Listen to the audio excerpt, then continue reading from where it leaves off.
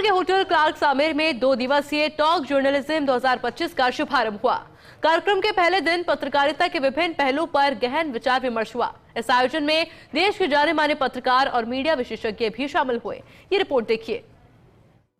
जयपुर में 2 दिवसीय talk journalism 2025 कार्यक्रम में पहले दिन पत्रकारिता के विभिन्न पहलुओं पर गहन विचार विमर्श हुआ। होटल क्लार्क्स आमेर में आयोजित इस कार्यक्रम में वरिष्ठ पत्रकारों और मीडिया विशेषज्ञों ने प्रमुख सत्रों में मीडिया की चुनौतियों और भावी संभावनाओं पर चर्चा की।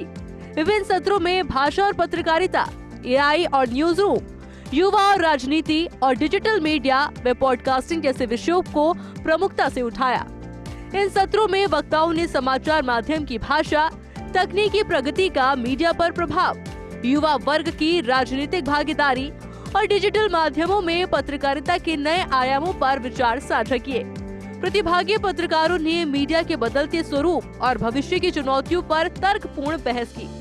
टॉक जर्नलिज्म 2025 में देश के वरिष्ठ पत्रकार, प्रभारी और सोशल मीडिया विशेषज्ञों ने मीडिया के सामने आने वाले विविध मुद्दों पर अपनी अंतर्दृष्टि प्रस्तुत की। कार्यक्रम की शुरुआत में कई वरिष्ठ पत्रकारों ने मीडिया की भूमिका और स्वतंत्रता पर अनुभव साझा किए।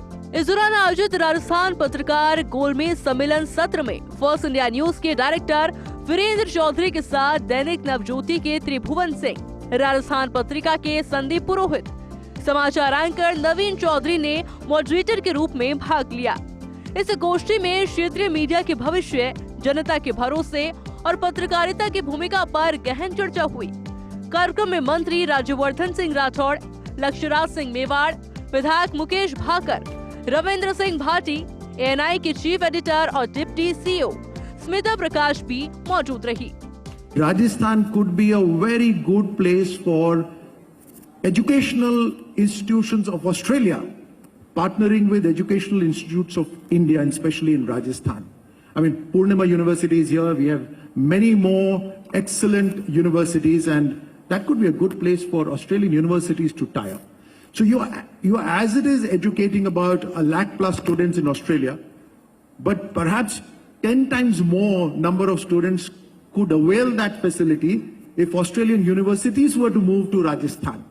And so that's a place where we could have further engagements. Undoubtedly, large number of minerals are there in Rajasthan.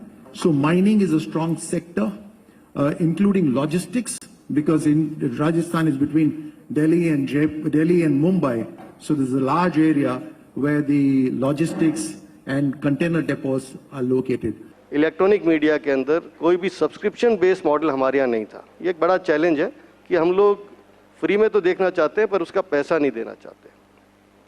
5-6 साल के बाद में इस बात को जब रियलाइज़ किया कि किसी भी तरह की संस्था हर साल घर से पैसा दे के नहीं चल सकती, तो हम लोगों ने, मैं आपको बताना चाहूँगा कि राजस्थान के अंदर जगदीश चंद्रा जी ने जो रीजनल मीडिया चैनल के अंदर किया है वो किसी ने नहीं किया। उन्होंने इस चैनल की नहीं, किसी भी, जैसे पहले वो ईटीवी में थे, बाद में यहाँ आए, उन्होंने 2 मुख्य चीज़ों पे ध्यान दिया और वो ही हमारे लिए चैनल को मुख्य उसमें लेके आ गए, मुख्य धारा में। एक, उन्होंने ये कहा कि खबर ही जीवन है, खबर का किसी भी तरीके से कहीं पर भी हो वो तुरंत रिलीज़ होनी चाहिए और इसीलिए उनको पट्टी का जनक कहा जाता है।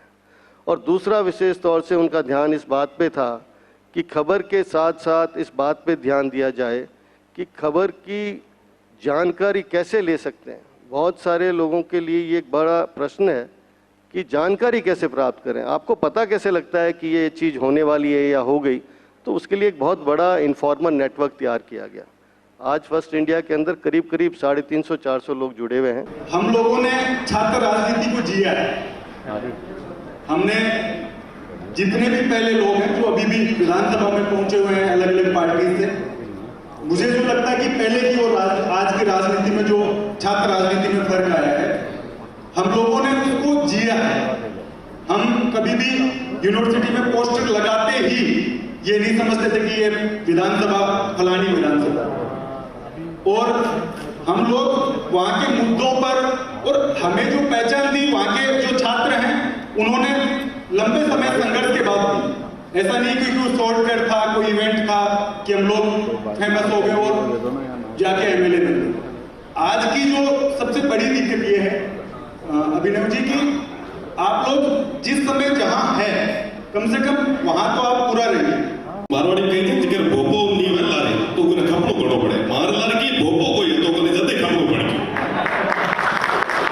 तो निश्चित रूप से साधारण परिवार से निकल के किसी को भी प्रयास तो करना ही पड़ेगा। हम छात्र राजनीति की बात इसीलिए कर रहे हैं ताकि भविष्य में भी अगर हमारी तरह कोई साधारण परिवार से निकल के राजनीति मुख्य धारा की राजनीति में आना चाहे तो उसको कहीं ना कहीं सीढ़ी मिल पाए, वरना जाहिर सी बात है कि नेता और दिगरो नेता बढ़िया करें।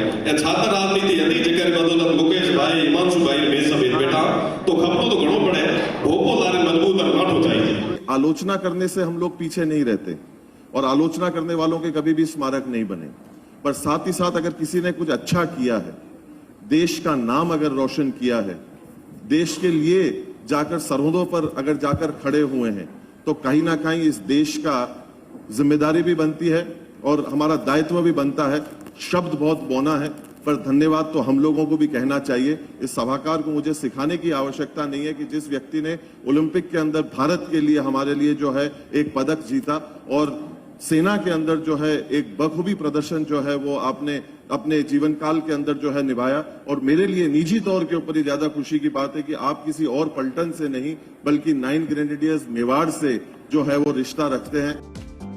कार्यक्रम में मौजूद पत्रकारों ने बताया कि क्षेत्रीय खबरों की प्रासंगिकता बढ़ी है और मीडिया को आम जनता का विश्वास बना रखने की चुनौती का सामना करना पड़ रहा है। वरिष्ठ पत्रकार त्रिभुवन सिंह ने कहा कि पत्रकारिता चुनौती भरा और जोखिम भरा काम है और आज भी इसकी उतनी ही आवश्यकता है। मंच संचालक द्वारा भी ये बात दोहराई गई कि मीडिया की विश्वसनीयता को बचाने की जरूरत है। बहरहाल टॉक जर्नलिज्म के पहले दिन का समापन सामूहिक चर्चा, अनुभव साझा करने की प्रक्रिया के साथ हुआ। Kailash Chaudhary, first India news, Jaipur.